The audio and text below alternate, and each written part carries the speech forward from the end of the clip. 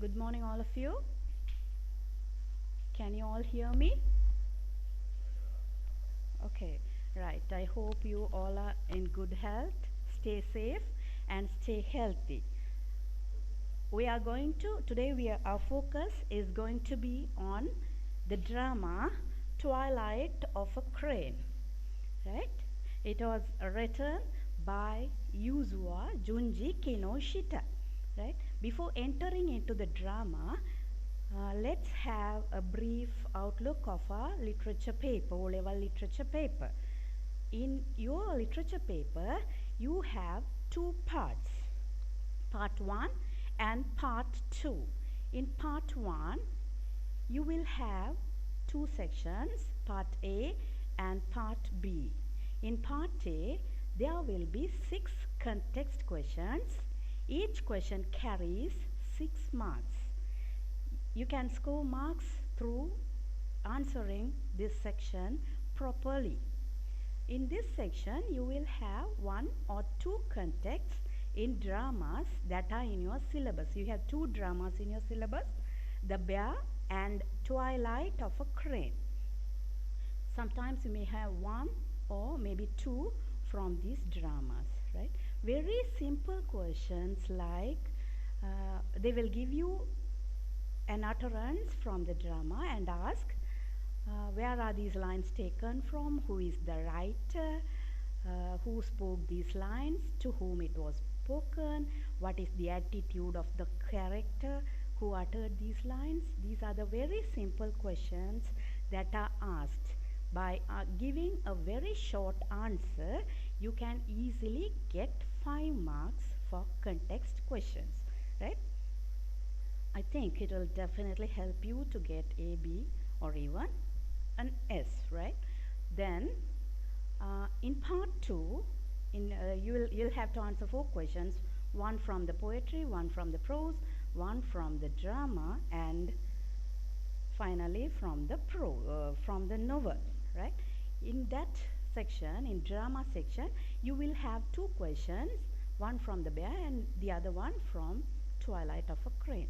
By giving an appropriate answer to this question, you can get 15 marks. For studying a drama will enable you to get 20 marks in your paper. And let's move on to the drama Twilight of a Crane. This is a crane. It is a bird, and it is a bird. Crane is a bird. In Japan, it is a symbol of happiness and prosperity. Before entering into the drama, we will have a short outlook of the character Zoo. She is the protagonist or the heroine of the play. Actually, Zoo is a bewitched crane who came to the earth to pay her tribute or to show her gratitude to Yo-Yo, her husband. Yo-Yo is the husband of Zoo, right? He is an innocent farmer. One day when he was working in the farm, there was a crane. He saw a crane which was shot or wounded by an arrow. So he pulled out the arrow and rescued the crane, so that in order to pay her tribute, Zoo has transformed herself to a human being and came to live with Yo-Yo as his wife. And Anzu and Zodo, both of them are the malicious, villainous characters of the play, right? Both of them are same. They are really materialistic, and they are really they are the agents of corruption. Zoo is a nearby villager of Unzu is the nearby villager of Zoo and Yo-Yo. And Zodo is his companion or his business partner. And you will have some children in the play at the beginning and in between. They help the downflow of the plot. Okay? Right. Before entering into the drama, it is very important to know the historical background of the play. Twilight of a Crane is a modern Japanese play which was written by the foremost playwright Yuzua Junji Kinoshita. It was written after the World War II. After the World War II, Japan was totally destroyed. They were struggling. Their peace in life was completely lost, right? So they are trying hard, they are struggling hard to come back to the previous position.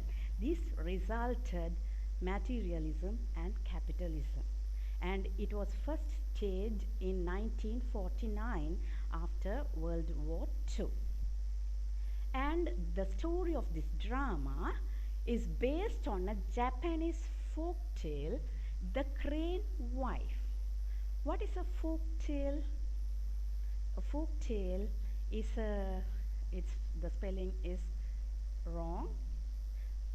Japanese, it is a story. Normally parents and grandparents tell stories. They used to tell, nowadays they don't tell, but earlier they used to tell stories to bring up their kids and children in good morals. To build up good morals in life, they used to tell stories which has some supernatural things which are far beyond reality, but they convey a good message to them, right?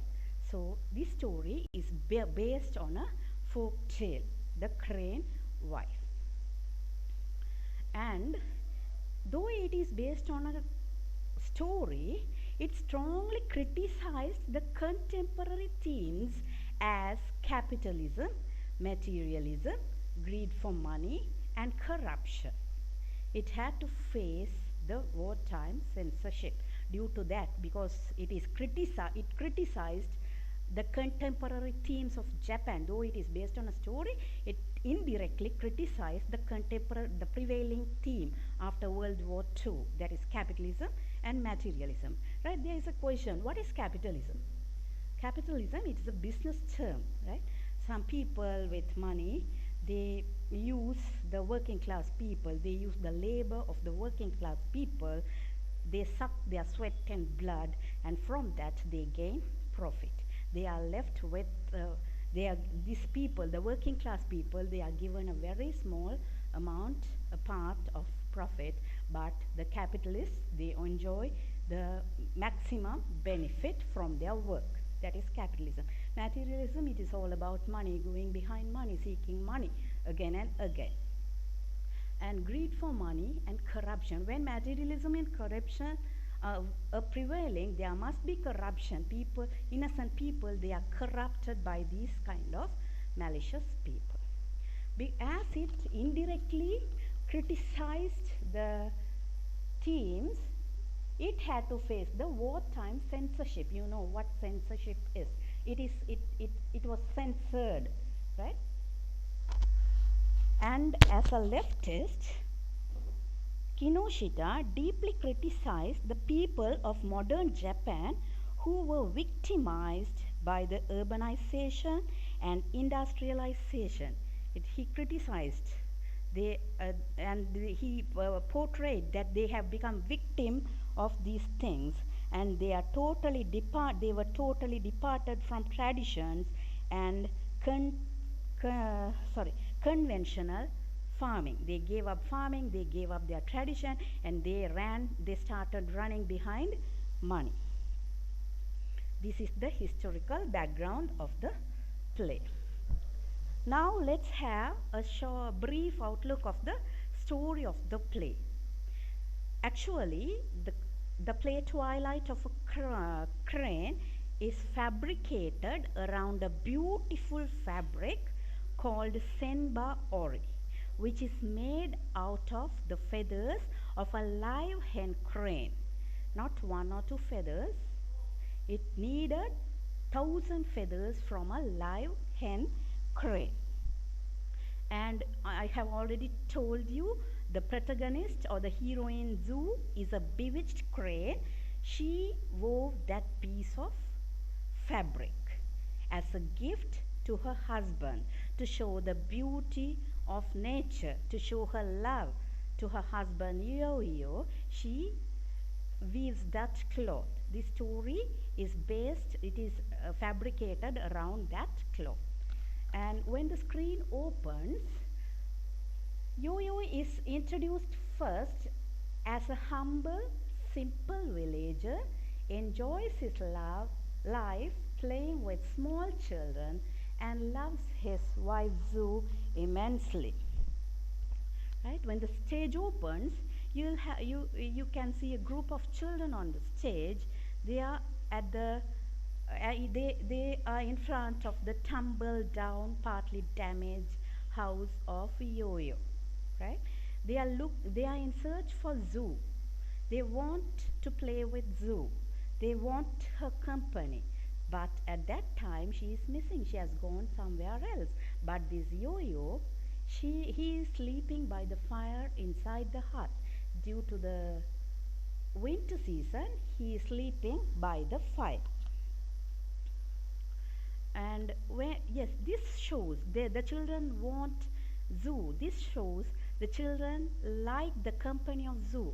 Normally children don't like grown up people because they never spend time with them, they never play with them, they never come down to their level, but they want the matured Zoo to play with, right? It shows how innocent Zoo is, how simple she is, how she comes down to the level of the children, and how she plays with the children, right? Though she is missing, as she is missing, Yo-Yo wants to play with them. It shows Yo-Yo is also an innocent innocent creature. He also wants to play with children, and there is love, immense love between the couple. He loves his wife Zoo immensely, right? He at the exposition you can see he addresses his wife as sweetheart, dear. He uses very soft and sensitive words to address his wife Zoo, and at the same time he wants to heat soup for her. Nowadays no husband is found who no husband assists his wife in cooking. There may be some exceptions, but nowadays no husband is like Yo-Yo. He wants to heat soup. He says, "Cold soup is no good for my sweetheart." It shows how deeply he loves his wife Zoo. And Zoo is also very affectionate towards her husband. She is very sensitive. Though she likes to play with the children, she wants to make supper. At the beginning you can read that. She wants to prepare supper for him. As a wife, she knows how the responsibilities of a wife she knows. Right? As when they are, yeah, and she has woven a gift. So she has woven Simba Ori as a gift, and she has presented it to her husband Yo-Yo. Right? This kind of simple life with love and caring is disturbed with the entrance of Unzu and Zodo, as they are highly interested in making profit with Senba Ori. While they are leading a very peaceful life, two villainous, malicious characters, they enter the scene. They are not bothered about love, caring, affection, and so on. They only want this. What is that? That is money. They want to make profit by the cloth which is woven by Zoo. They are highly interested. They are the agent from the world of corruption and materialism, right? They are, yes. When Zoo weaves Senbori, she reveals two things to Yo-Yo. One is she gets a promise from Yo-Yo not to peep her while she is weaving. While she is weaving in the room, she continuously asked him not to peep inside the room. If he break the promise, that she will have to leave him permanently. So as an obedient husband, he obeyed what she said. He never tries to peep into the room while she is weaving. And she tells another thing to him, that is she loses weight while weaving, right? So but he knows that she loses weight, he does not think why she is losing, what has happened to her. So he is a dull-witted person who is not intelligent, right?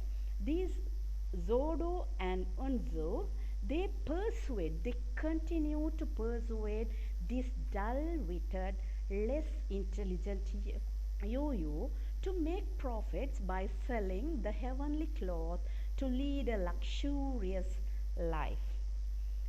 At the beginning, Yo-Yo was an innocent person. He loves his wife immensely. Because of their persuasion, there is a change in there is a rapid change. His character is rapidly changed. He wanted money. He wanted to gain profit by selling that precious cloth. He was tempted by these people. His mind is poisoned, and now he is in hunger for money. Right? Though Zhu shows a protest for gaining money by Senba Ori, as she knows that it will ultimately spoil their tranquil life, and tries to protect her husband from the evil villainous characters as Unzu and Zodo. But though Zhu is not a human, though she is a crane, she easily understands the mentality of Unzu and Zodo. So she shows a protest. She does not want to gain money by selling Senbori because it is a gift. It is a token of love, for her love to her husband. So she does not want to make money by this. Okay, I'll be a bit louder, right? Sorry. Is it clear to you now? Can you hear me? Okay.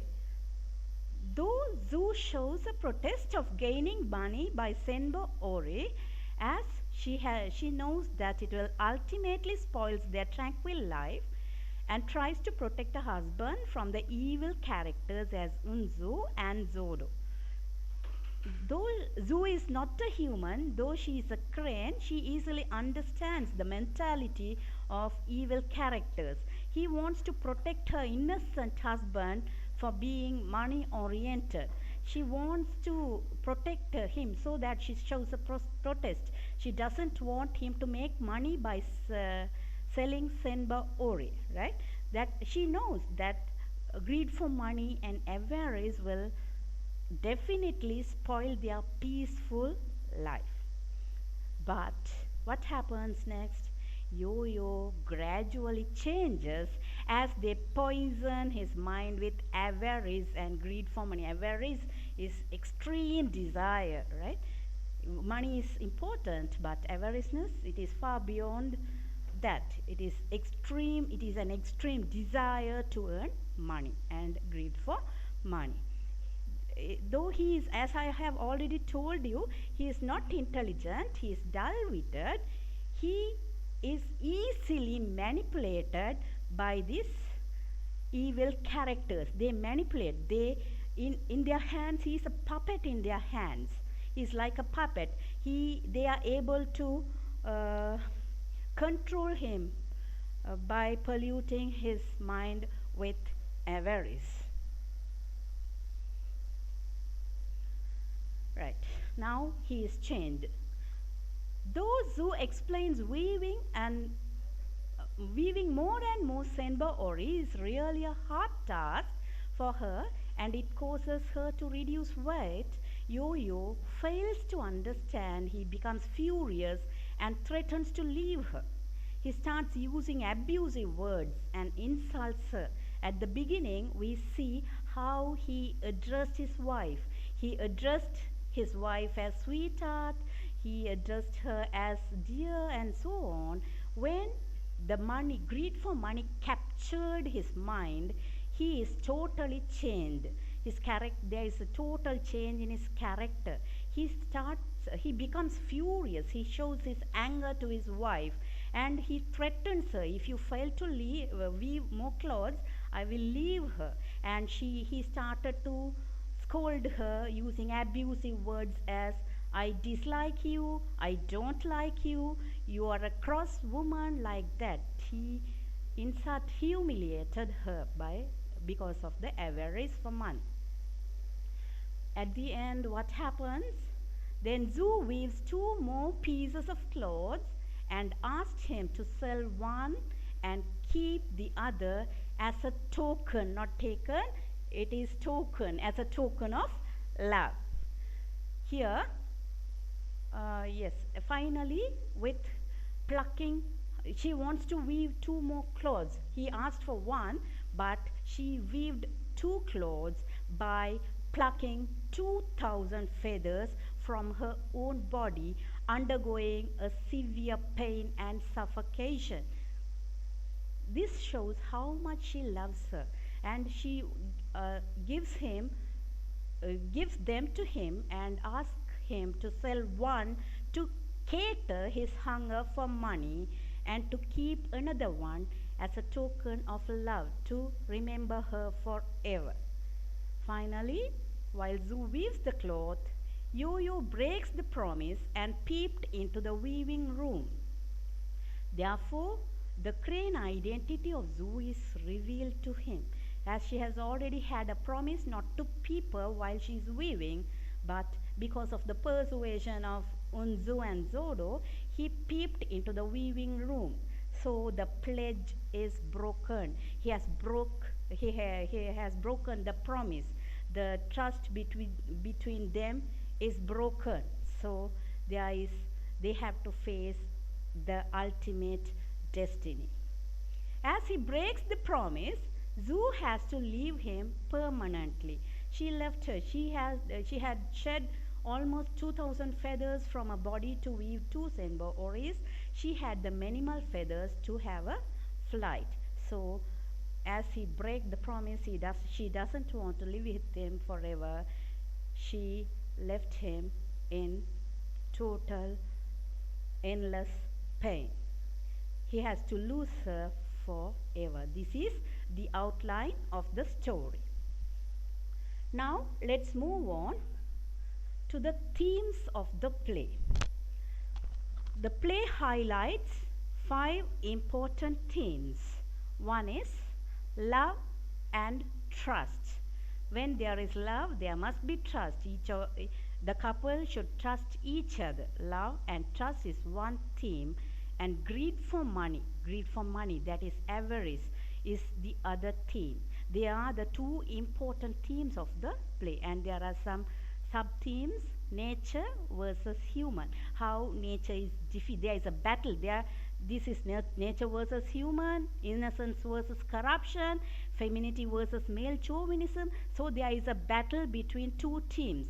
One is nature is defeated by human, and innocent people, they are spoilt and polluted by corrupted minded people, and femininity is beaten, it is defeated by male chauvinism. Now let's see this in detail: love and lust.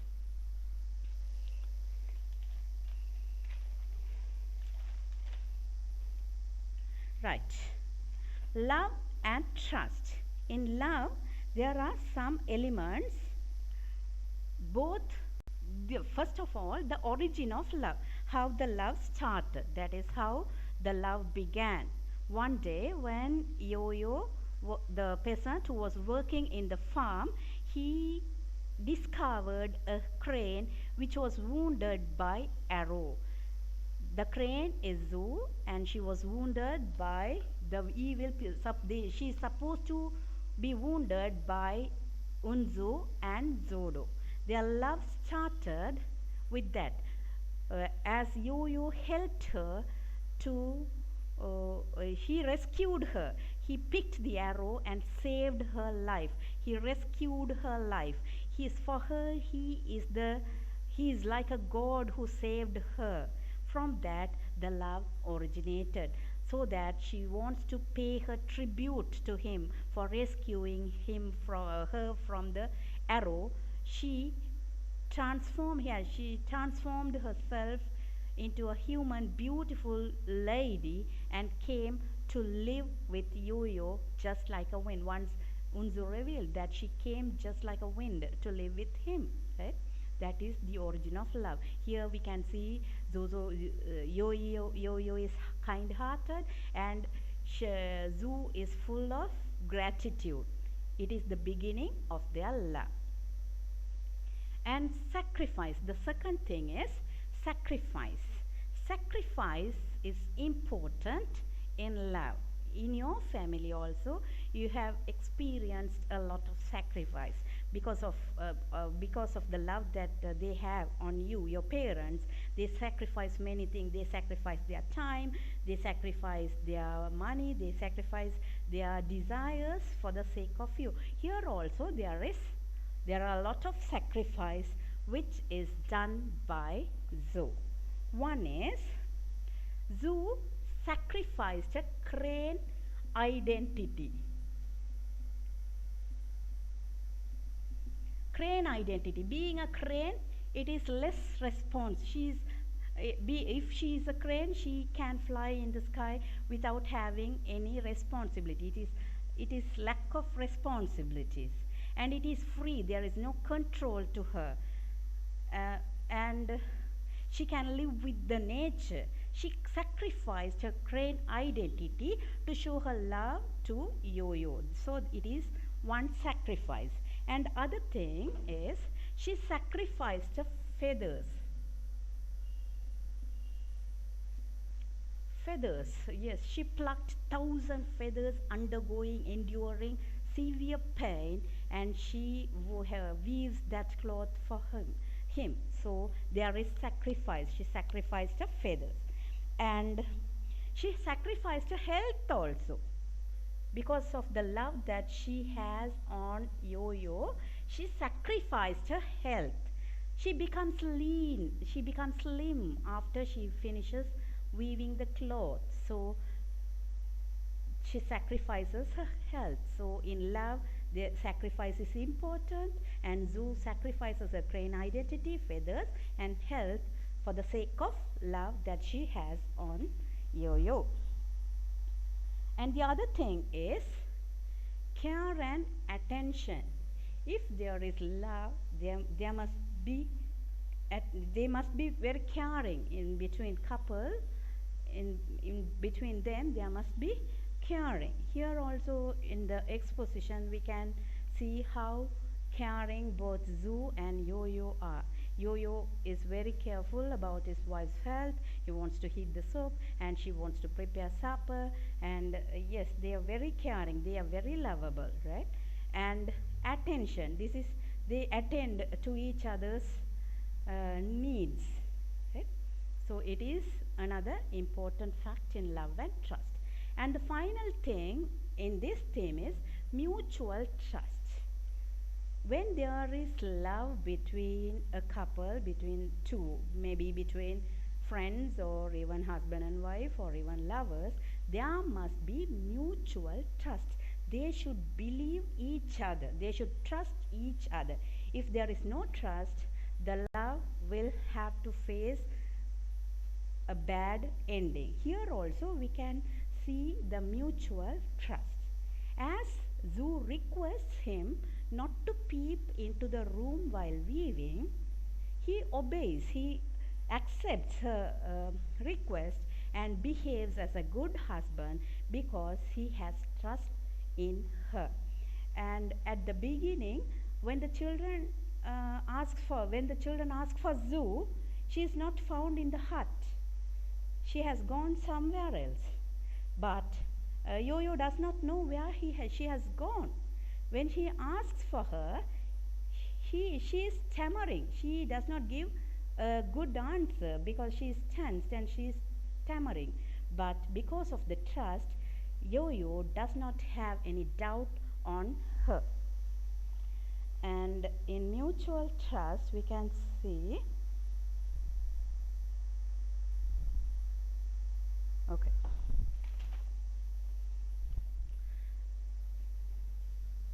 When you can see when the trust is broken, when she broke the promise, what happens? They had to face a disaster. There is a destruction. When the trust is broken, when the understanding is broken, when he broke the promise, they had to face a destruction. And the other theme, and a very important theme, that is increasing want for money. Greed for money. What is greed? Greed for money. Money is very important to our life. We can't live without money. We need money. But extreme desire over money is called as greed for money. It can be uh, substituted with another word, avarice, that is a great desire for something. Increasing want for money, it is a universal theme, not in the drama, but in our day to day life, but in our current society also. We are experiencing it. Nobody is contented or nobody is satisfied with what they have. They want more and more money. They want to earn more money. They run behind money. Um, People who are in the hunt of money, they never pay attention to their wives and their children. Their only motive is to gain money. They think that this money will bring happiness to their family. But what happens in the family? The family has to miss a lot of things, miss affection, miss caring and sharing everything because of the hunt for money. Here also, in this play also, there is an increasing want for money. Zoo comes to live with Yo-Yo because she loves his innocence and simplicity.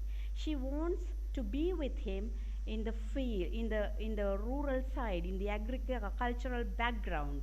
And when when he compels her to weave more and more clothes, at one instance, Zoo states that they have enough money in a sack, but Yo-Yo doesn't listen to her. He wants more and more money. He wants to run behind money. He wants to enjoy the grandeur of the city, Kyoto, right? And losing morality is another thing. Here we can see some characters. They lose their morality. They lose their good qualities due to their greed for money. One is affection is lost. Affection between Yo-Yo and Zoo is lost when he is in greed for money, when he is hungry for money. His affection towards the wife is lost. And decency, it makes them to lose their decency. Who loses decency? Here, Zodo. At the beginning, what did he do? He peeped into Zoo's weaving room to verify whether Senbo Ori is made out of real feathers. So peeping another person's privacy is not a decent thing, right? He has lost his decency due to his greed for money. And friendship between Unzu and Zodo is lost. Friendship is a good morality, but it is lost due to avarice for money. He insulted, he humiliated Unzu at several times using bad words as you hoot owl, wretched thief, and so on. So here they lose their moral qualities. And greed for money causes another destruction, that is disappearance of innocence and simplicity. Greed, yes, at the beginning he is found very innocent, right? Yo-Yo is found very innocent and he is very simple. He is dull-witted. Due to the greed for money, he has lost his innocence.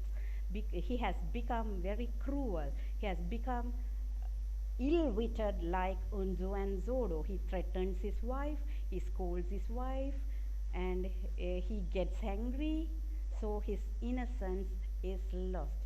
And the simple lifestyle, the agricultural background, he doesn't want to live in the tumble down hut. He wants to experience something grand in Kyoto. He wants to visit the city. He wants to see the people, celebrities in their carriages.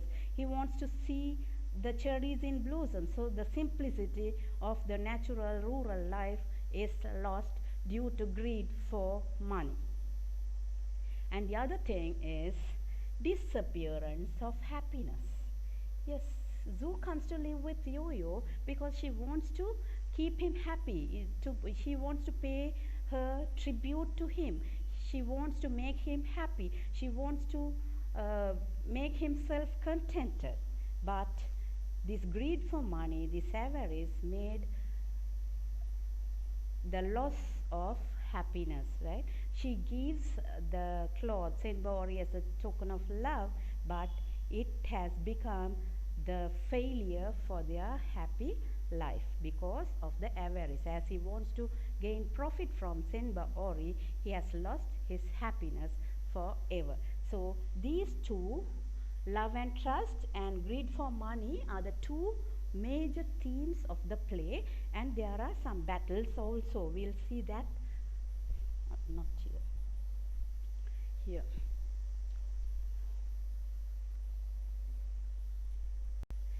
Nature versus human.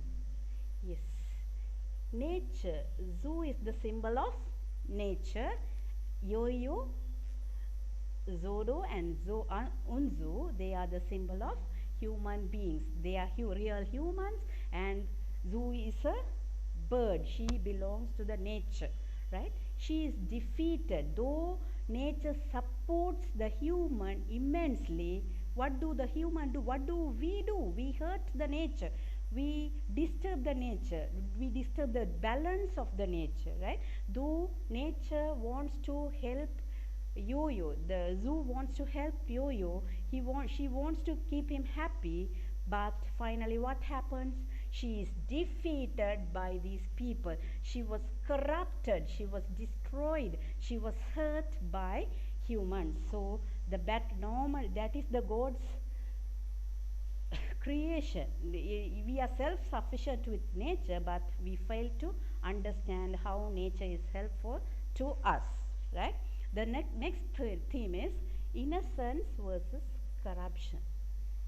Yes, innocent people like Zoo and Yo-Yo, they are defeated by corrupted people. They want money.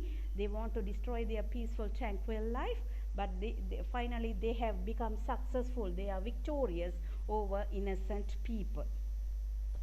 And femininity and male chauvinism. What is femininity? Nowadays we are talking too much about these things. As you all are girls, you know what femininity is. What is femininity? Yes, female characters. Normally female characters are considered weaker sex, and male gents think that they are that females are inferior to them, right? And they try to show their dominance over female characters. Normally it happens in our society also. Male, they think they are dominative, they have power, they are physically strong, and they are mentally good, and they think we all are weak in all these aspects. Throughout the play, Zoo is portrayed with such feminine quality, caring as a caring wife, loving wife, and she is soft, she is sensitive, she displays all the female qualities. At the beginning, Yo-Yo gives respect to Zoo. At the beginning, Yo-Yo was not a male chauvinist. He loves his wife. He gives respect to his wife Zoo, right? Because of that, right. But due to the change that occurred in Yo-Yo, he has turned as a male chauvinist. He gave pain to his wife. He gave struggle to his wife. He tortured her physically and mentally. So, and they also try to get profit. Unzu and Zodo, they also try to get profit out of zoo. So femininity is defeated by male chauvinists. And finally, there is a message for you, younger generation. At the end, you can see what are the children doing. They are looking at the disappearing crane. As Zoo left Yo-Yo with two pieces of clothes, they and she takes her flight in the sky. The children are looking. They are running behind the shadow of the crooked crane. Here, they did not take care of the precious cloth. They did not look at Yo-Yo. They did not think about Unzu and Zodo. They are going behind nature. The younger generation, should try to follow nature. Right. This is the end of the themes, and I have further sections. We'll discuss about the techniques and the character sketch in detail in our next session, right? By this time, you are going to have an assignment. You have to answer this question. Twilight of a Crane shows how goodness is defeated by the evil forces. How Zoo is defeated by the evil forces. Discuss this statement with the reference to the play. Okay? Are you all clear? Do you want to verify anything? Yes, can you ask? You can ask questions. If you want any verification, you can ask questions. Do you? Sorry? Okay, in our next session, we can go through the techniques of the play and the characteristics in detail. Okay? Thank you for joining in this lesson. Okay, God bless you.